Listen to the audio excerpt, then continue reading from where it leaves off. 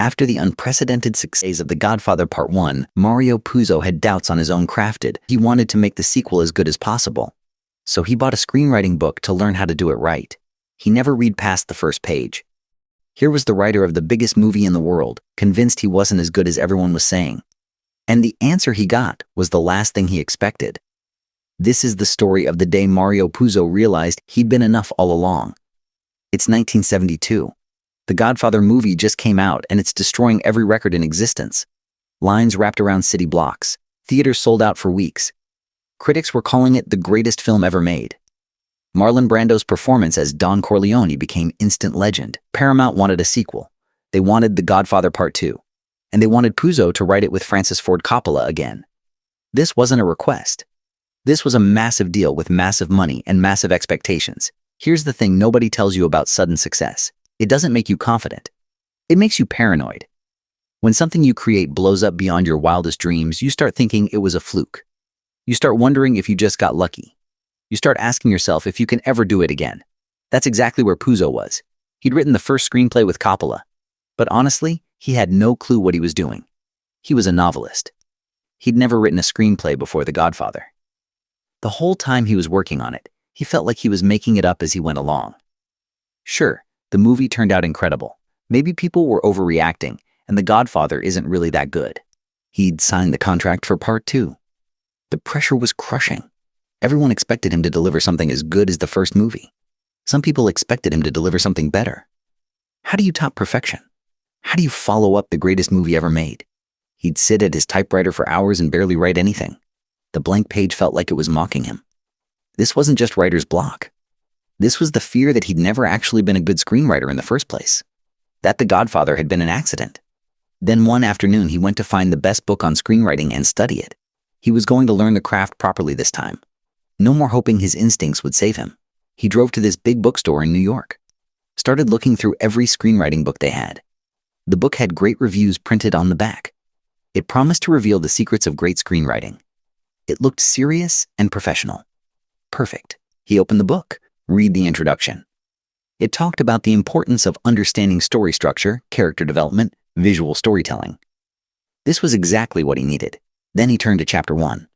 Puzo started reading. The first screenplay every aspiring screenwriter should study is The Godfather by Mario Puzo and Francis Ford Coppola. He just spent weeks drowning in self-doubt.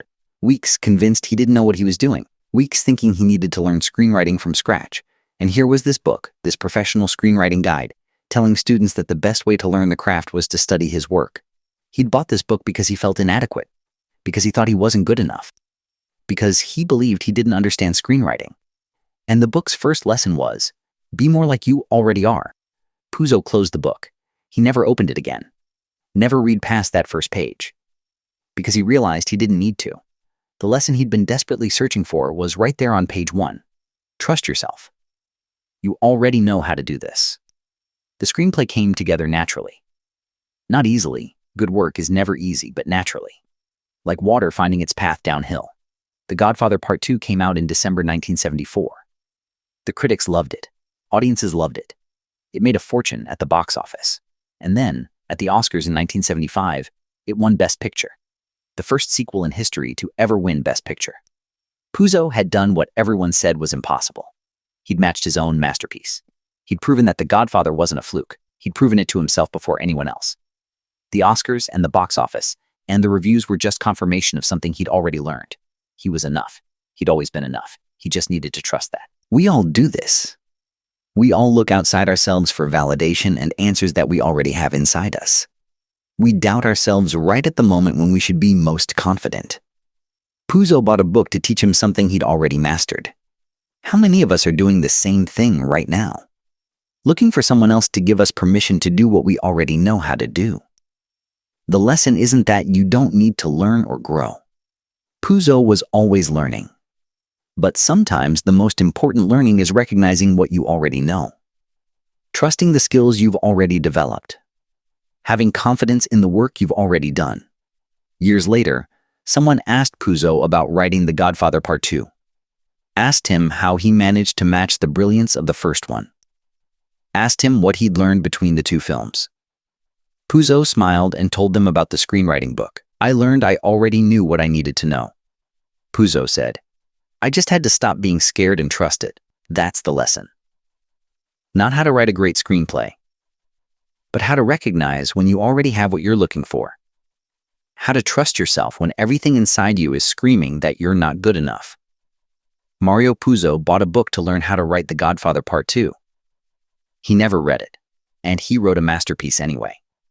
If you want to know another crazy story from Hollywood behind the scenes, check out this video about the strange reason Hitchcock and Spielberg never met, and subscribe for more videos like these. And like always, thanks for watching.